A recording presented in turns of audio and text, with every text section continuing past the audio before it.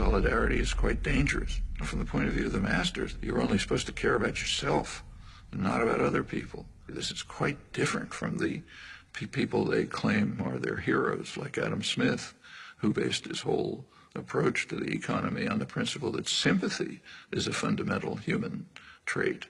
But that has to be driven out of people's heads. You got to be for yourself, follow the Weil maxim, don't care about others, which is okay for the rich and powerful, but is devastating for everyone else. Well, you know, it's taken a lot of effort to try to drive these basic human emotions out of people's heads. And we see it today in policy formation. For example, in the attack on Social Security. Social Security is based on a principle. It's based on a principle of solidarity. Solidarity, caring for others. Social Security means I pay payroll taxes so that the widow across town can get something to live on. For much of the population, that's what they survive on. It's of no use to the very rich, so therefore there's a concerted attempt to destroy it. One of the ways is defunding it. You want to destroy some system, first defund it. Then it won't work, people will be angry, they want something else. That's a standard technique for privatizing some system. We see it in the attack on public schools.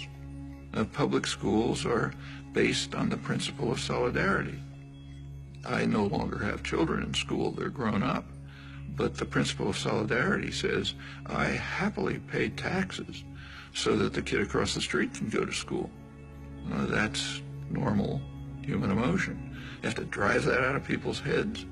I don't have kids in school, why should I pay taxes, privatize it, so on. The public education system, all the way from kindergarten to higher education, is under severe attack. I mean, that's one of the jewels of American society.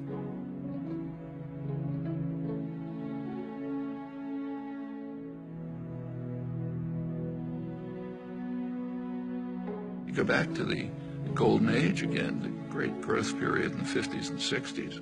A lot of that is based on free public education. One of the results of the Second World War was the GI Bill of Rights, which enabled veterans, and remember that's a large part of the population, and to go to college. They wouldn't have been able to otherwise. They essentially got free education. Where a community, state, or nation courageously invests a substantial share of its resources in education, the investment invariably is returned in better business and a higher standard of living. The U.S. was way in the lead in developing extensive mass public education at every level.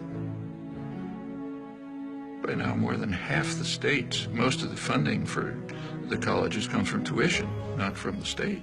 That's a radical change. And that's a terrible burden on students. It means that students, if they don't come from very wealthy families, they're going to leave college with big debts. And if you have a big debt, you're trapped. I mean, maybe you wanted to become a public interest lawyer, but you're going to have to go into a corporate law firm to pay off those debts. And by the time you're part of the culture, you know, you're not going to get out of it again. And that's true across the board. In the 1950s, it was a much poorer society than it is today, but nevertheless could easily handle essentially free mass higher education. Today, a much richer society claims doesn't have the resources for it. That's just what's going on right before our eyes. It's the general attack on principles that, I mean, not only are they humane, they're the basis of the prosperity and health of this society.